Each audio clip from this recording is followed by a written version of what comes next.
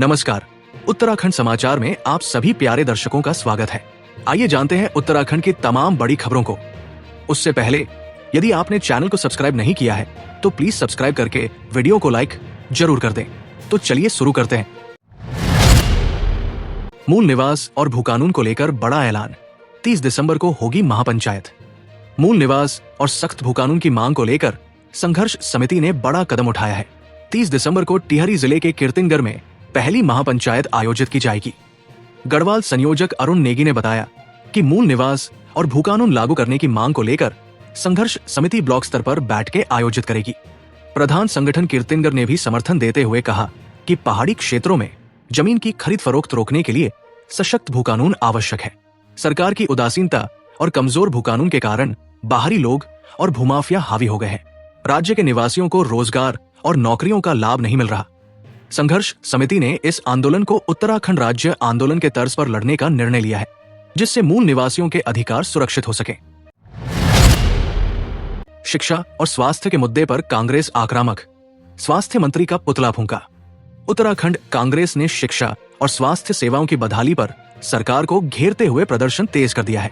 लक्सर और अल्मोड़ा में कांग्रेस कार्यकर्ताओं ने स्वास्थ्य मंत्री धन सिंह रावत का पुतला फूंका। लक्सर में प्रदर्शन का नेतृत्व धर्मपाल सिंह ने किया, जहां सरकारी अस्पतालों और विद्यालयों की खराब स्थिति पर आक्रोश व्यक्त किया गया। अल्मोड़ा में कांग्रेस जिलाध्यक्ष भूपेंद्र सिंह भोज ने स्वास्थ्य सेवाओं और मेडिकल कॉलेजों की बदतर स्थिति पर सरकार की आलोचना की। उन्होंने कहा कि डॉक्टरों और शिक्षकों की कमी से प्रदेश की स्वास्थ्य और शिक्षा व्यवस्थाएं पूरी तरह चरमरा गई है। कांग्रेस ने राज्य की धामी सरकार को इन मुद्दों पर गंभीरता से काम करने की चेतावनी दी है और प्रदर्शन जारी रखने का निर्णय लिया है। उत्तराखंड वन विभाग में जल्द खुलेंगी नौकरियां। आयोग को भेजी जा रही अधियाचन। उत्तराखंड वन विभाग जल्द ही विभिन्न खाली पदों पर भर्ती निकालने जा रहा है। विभाग ने सहायक वन संरक्षक के 3 रिक्त पदों और सांख्यिकी अधिकारी के 4 पदों पर अधियाचन उत्तराखंड लोक सेवा आयोग को भेजने का निर्णय लिया है। इसके साथ ही 32 रेंजर पदों पर संशोधित अधियाचन जल्द ही अधीनस्थ सेवा चयन आयोग को भेजा जाएगा। मुख्यमंत्री पुष्कर सिंह धामी के निर्देश के बाद ये प्रक्रिया तेज हुई है। पिछले वर्षों में विभाग ने कई महत्वपूर्ण पदों पर भर्तियां की है, लेकिन अब भी कुछ खाली पदों को भरने की आवश्यकता है। ये युवाओं के लिए सरकारी नौकरी पाने का सुनहरा अवसर हो सकता है। विभाग का मानना है कि खाली पदों पर जल्द भर्ती से वन क्षेत्र की कार्यक्षमता और संरचना में सुधार होगा। कांटों में फंसे गुलदार संग सेल्फी लेने पहुंचे युवक, हमला कर जंगल में भागा घायल जानवर। देहरादून के पुरकुल गांव में घायल गुलदार के साथ सेल्फी लेने की कोशिश एक युवक को भारी पड़ी। कंटीले तारों में फंसे गुलदार को देखकर कुछ युवक करीब गए और 2 युवक उसके साथ सेल्फी लेने की कोशिश करने लगे। तभी गुलदार ने छटपटाते हुए एक युवक पर हमला कर दिया, जिससे वो घायल हो गया। गुलदार छूटकर जंगल की ओर भाग गया। वन विभाग अब घायल गुलदार को खोजने में जुटा है। रायपुर रेंज के अधिकारी राकेश नेगी ने बताया कि युवक को हल्की चोटें आई है और प्राथमिक उपचार के बाद उसे घर भेज दिया गया। अधिकारियों ने लोगों को सतर्क रहने और रात में बाहर न निकलने की सलाह दी है। इस घटना ने मानव वन्यजीव संघर्ष के प्रति गंभीरता से सोचने की आवश्यकता को रेखांकित किया है। निकाय चुनाव की तैयारियों में जुटी भाजपा, जीत का किया दावा। भाजपा प्रदेश अध्यक्ष महेंद्र भट्ट ने निकाय चुनाव के लिए पार्टी की रणनीति तैयार होने की बात कही। उन्होंने बताया कि उम्मीदवारों के चयन के लिए सभी निकायों में पर्यवेक्षकों की टीमें भेजी जाएंगी। आरक्षण तय होते ही चुनावी गतिविधियां तेज की जाएंगी। भाजपा ने बूथ स्तर पर प्रबंधन को मजबूत करने और जमीनी स्तर पर सर्वेक्षण करने की योजना बनाई है। पार्टी को उम्मीद है कि निकाय चुनाव में भी शानदार जीत दर्ज की जाएगी। उम्मीदवारों के नाम केंद्रीय नेतृत्व की स्वीकृति के बाद घोषित किए जाएंगे। उत्तराखंड में 38वें नेशनल गेम्स का काउंटडाउन शुरू। सीएम धामी ने संभाली कमान। 38वें नेशनल गेम्स के आयोजन को लेकर उत्तराखंड में तैयारियां जोरों पर है। खेलों की शुरुआत 28 जनवरी से होनी है। मुख्यमंत्री पुष्कर सिंह धामी ने आयोजन से संबंधित अधिकारियों के साथ एक अहम बैठक की, जिसमें खेल मंत्री रेखा आर्य और अन्य वरिष्ठ अधिकारी शामिल हुए। सीएम ने कहा कि नेशनल गेम्स केवल एक आयोजन नहीं, बल्कि पूरे उत्तराखंड का पर्व है। उन्होंने कार्यों में देरी करने वालों पर सख्त कार्रवाई की चेतावनी दी। सीएम ने GB समिट और अन्य सफल आयोजनों का उदाहरण देते हुए कहा कि नेशनल गेम्स की मेजबानी उत्तराखंड की क्षमता को दर्शाएगी। सभी वर्गों से इस आयोजन में सक्रिय भागीदारी की अपील की गई। पश्चिमी विक्षोभ के कारण उत्तराखंड में बर्फबारी, औली और सीमांत गांवों में ठंड का कहर।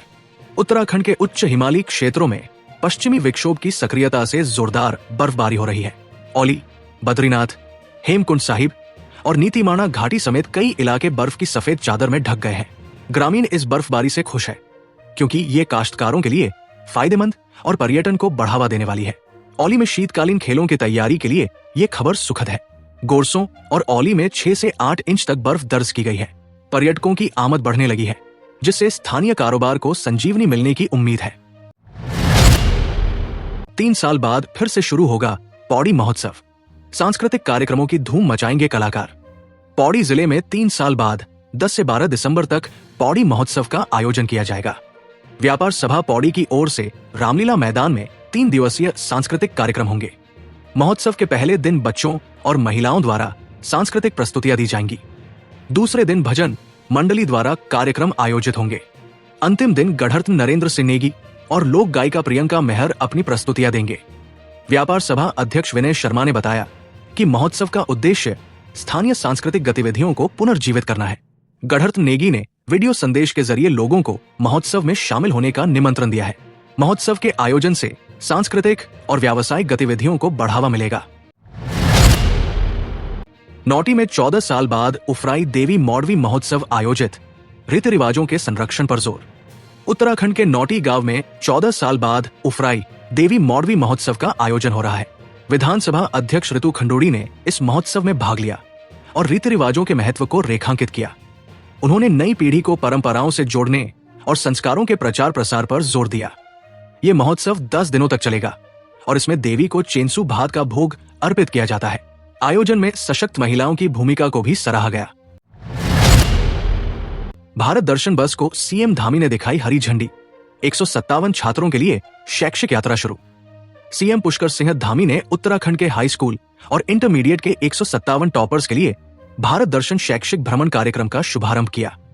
ये यात्रा हिमाचल, पंजाब, हरियाणा, राजस्थान और दिल्ली के सांस्कृतिक और ऐतिहासिक स्थलों का भ्रमण कराएगी।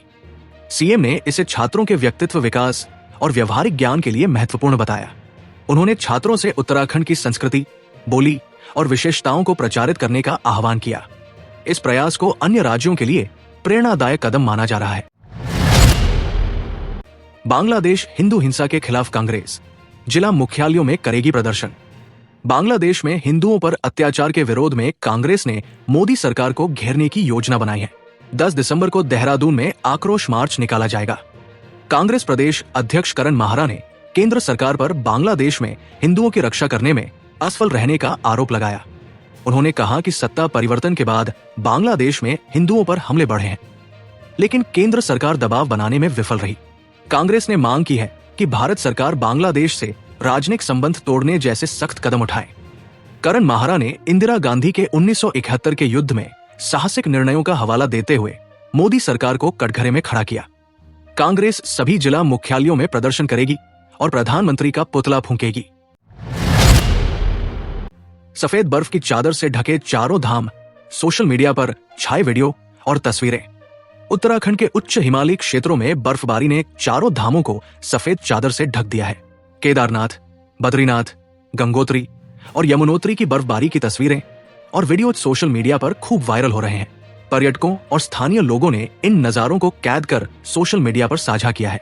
मसूरी, औली, पिथौरागढ़, चमोली सहित अन्य क्षेत्रों की खूबसूरती ने लोगों का मन मोह लिया है।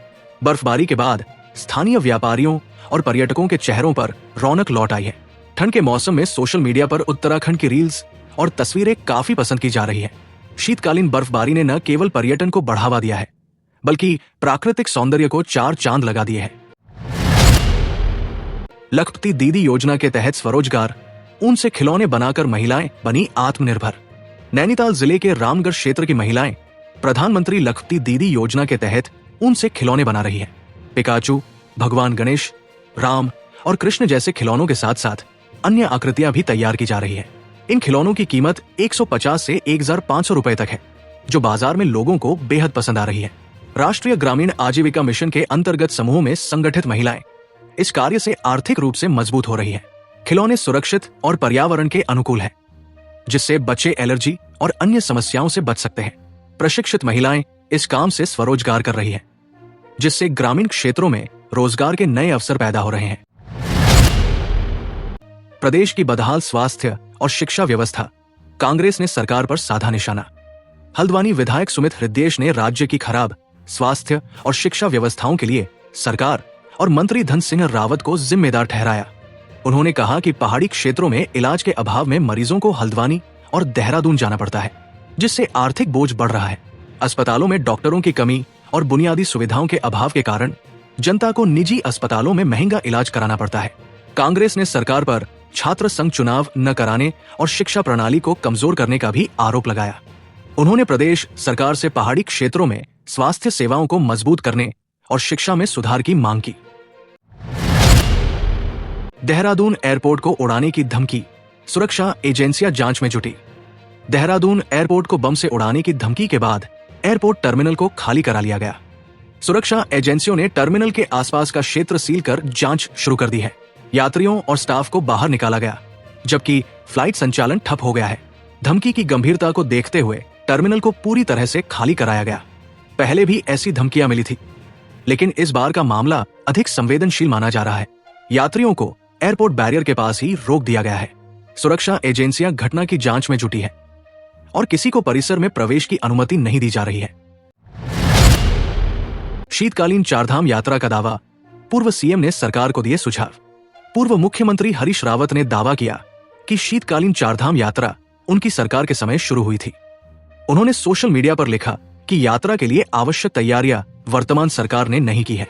उन्होंने मुख्यमंत्री पुष्कर सिंह धामी से दुर्गम क्षेत्रों में कार्यरत कर्मचारियों को विशेष भत्ता देने की अपील की।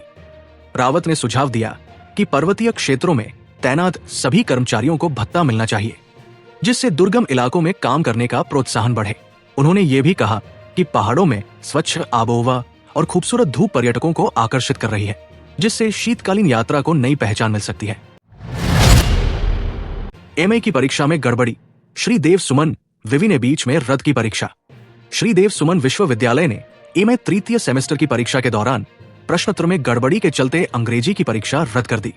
प्रश्नोत्तर के दोनों भागों में एक जैसे सवाल छपने से छात्रों को असुविधा हुई। परीक्षा के 2 घंटे बाद इसे रद्द कर नई तिथि घोषित करने की बात कही गई।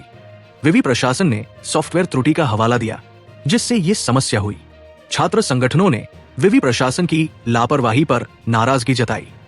ये पहली बार नहीं है जब विवि के कामकाज पर सवाल उठे हैं। छात्र संगठनों ने विवि से सुधार की मांग की है। निकाय चुनावों की तैयारियों में जुटा विभाग, 7 क्षेत्रों में बढ़े 11,125 मतदाता। पौड़ी के जिला निर्वाचन विभाग ने निकाय चुनावों की तैयारी तेज कर दी है। जिले की 7 निकायों में मतदाता सूची अद्यतन करने का कार्य प्रगति पर है। सहायक जिला निर्वाचन अधिकारी अतुल भट्ट के अनुसार मई में विशेष अभियान के बाद 11,125 नए मतदाता जोड़े गए। इनमें सबसे ज्यादा वृद्धि श्रीनगर नगर निगम में 6,970 और सबसे कम दुगड्डा में 100 मतदाताओं की हुई। विभाग अब 1 जनवरी 2025 को 18 वर्ष पूर्ण करने वाले युवाओं के लिए मतदाता पहचान पत्र बनाने पर जोर दे रहा है। ये प्रक्रिया 10 दिसंबर तक जारी रहेगी। जनपद पौड़ी में नगर निगम कोटद्वार और श्रीनगर के साथ साथ नगर पालिका परिषद पौड़ी और दुगड्डा तथा नगर पंचायत सतपुली, स्वर्गाश्रम और थलीसैंण शामिल है। मलेथा रानीहाट रेलवे सुरंग आर पार, अधिकारियों कर्मचारियों ने मनाया जश्न। ऋषिकेश कर्णप्रयाग रेल परियोजना के तहत मलेथा से रानीहाट के बीच 4.06 किलोमीटर लंबी मुख्य सुरंग का निर्माण पूरा हो गया। सुरंग ब्रेक थ्रू के बाद निर्माण में लगे 800 से अधिक कर्मचारियों और अधिकारियों ने जश्न मनाया। परियोजना प्रबंधक राजेश अरोड़ा के अनुसार सुरंग लाइनिंग का कार्य पूरा होने में 6 माह लगेंगे। जुलाई में एस्केप टनल भी आर पार हो चुकी थी। इस सुरंग का निर्माण रेल मंत्रालय और विशेषज्ञों के मार्गदर्शन में हुआ। मौके पर आरवीएनएल के मुख्य परियोजना प्रबंधक अजीत कुमार यादव और परियोजना निदेशक पमीर अरोड़ा उपस्थित रहे। ये रेल परियोजना उत्तराखंड के पहाड़ी इलाकों को सुगम बनाने और क्षेत्र के विकास में मील का पत्थर साबित होगी। अपार आईडी योजना में पिछड़े देहरादून, हरिद्वार और ऊधम सिंह नगर। उत्तराखंड में केंद्र सरकार की स्वचालित शैक्षणिक खाता रजिस्ट्री योजना के तहत छात्रों की अपार आईडी बनाने का कार्य धीमा है। देहरादून, हरिद्वार और ऊधम सिंह नगर जैसे जिलों में प्रदर्शन असंतोषजनक रहा। राज्य परियोजना निदेशालय के अनुसार अब तक केवल 50% छात्रों की आईडी बनाई गई है। अपार आईडी योजना का उद्देश्य छात्रों के शैक्षणिक रिकॉर्ड को सुरक्षित रखना और प्रमाण पत्र सत्यापन की आवश्यकता को समाप्त करना है। दिसंबर के 9 से 10 को प्रदेश में मेगा अपार दिवस आयोजित किया जाएगा। राज्य के अपर परियोजना निदेशक कुलदीप गैरोला ने निर्देश दिया कि दिसंबर तक सभी छात्रों की आईडी बनाना अनिवार्य है। ये 12 अंकों का स्थायी कार्ड छात्रों के स्कूल से लेकर उच्च शिक्षा तक उपयोगी रहेगा। हाउस ऑफ हिमालयाज ने शुरू की तिमूर इत्र की मार्केटिंग। किसानों के लिए बन रही तिमूर घाटी। उत्तराखंड के सगंध पौध केंद्र सेलाकुई ने तिमूर के बीज से इत्र बनाकर हाउस ऑफ हिमालयाज ब्रांड के तहत मार्केटिंग शुरू की है। इत्र की कीमत बाजार में 5,000 रुपए तक है। प्रधानमंत्री नरेंद्र मोदी द्वारा सराहे गए इस इत्र का पेटेंट लंबित है। तिमूर के औषधीय गुणों और व्यावसायिक खेती को प्रोत्साहित करने के लिए पिथौरागढ़ में तिमूर घाटी विकसित की जा रही है। सगंध पौध केंद्र ने 1.50 लाख पौधे तैयार किए हैं, जिन्हें अगले साल किसानों को वितरित किया जाएगा। तिमूर, जो नेपाल में व्यावसायिक रूप से उगाया जाता है, उत्तराखंड में मसाले और औषधि के रूप में उपयोग होता है। इत्र के पेटेंट से मार्केटिंग को बढ़ावा मिलेगा। गंगा में खनन पर विवाद, संतों का अनशन जारी। हरिद्वार में गंगा में खनन का मामला तूल पकड़ रहा है। मातृ सदन के संत स्वामी दयानंद 7 दिसंबर से अनशन पर है। संतों का आरोप है कि हाईकोर्ट के आदेश के बावजूद सरकार गंगा सफाई के नाम पर खनन करवा रही है। गंगा सभा के महामंत्री तन्मय वशिष्ठ ने समतलीकरण को वैध बताते हुए विवाद को राजनीति से दूर रखने की अपील की है। एडीएम पीएल शाह के अनुसार 13 दिसंबर को हाईकोर्ट में सुनवाई होगी। गंगा की अविरलता और स्वच्छता बनाए रखने के लिए संतों और प्रशासन के बीच बैठ के बेनती जा रही है। खनन पर रोक के बावजूद सरकार द्वारा खनन कार्य को लेकर संतों और सामाजिक संगठनों में रोष है। रामगढ़ का फाटो पर्यटन जोन हुआ ऑनलाइन। इस वेबसाइट से करें बुकिंग। कॉर्बेट टाइगर रिजर्व से सटे फाटो पर्यटन जोन में अब पर्यटक ऑनलाइन बुकिंग कर सकते हैं। फाटो जोन बाघ, गुलदार और अन्य वन्य जीवों के लिए प्रसिद्ध है। इसकी लोकप्रियता को देखते हुए वन विभाग ने बुकिंग प्रक्रिया को ऑनलाइन कर दिया है। डीएफओ प्रकाश आर्य ने बताया कि पर्यटन वेबसाइट से घर बैठे बुकिंग कर सकते हैं। पहले ये प्रक्रिया मैनुअल थी। वरिष्ठ नेचर गाइड राजेश भट्ट ने इस कदम की सराहना की और इसे पर्यटकों के लिए सुविधाजनक बताया। इस पहल से वन्य जीव पर्यटन को बढ़ावा मिलेगा और स्थानीय अर्थव्यवस्था को भी फायदा होगा। प्यारे दर्शकों, ये थी आज की प्रमुख खबरें। इसी तरह की बड़ी खबरों के लिए देखते रहिए ओहो न्यूज उत्तराखंड। और हाँ, यदि चैनल को सब्सक्राइब नहीं किया है तो अभी सब्सक्राइब कर लें। नमस्कार।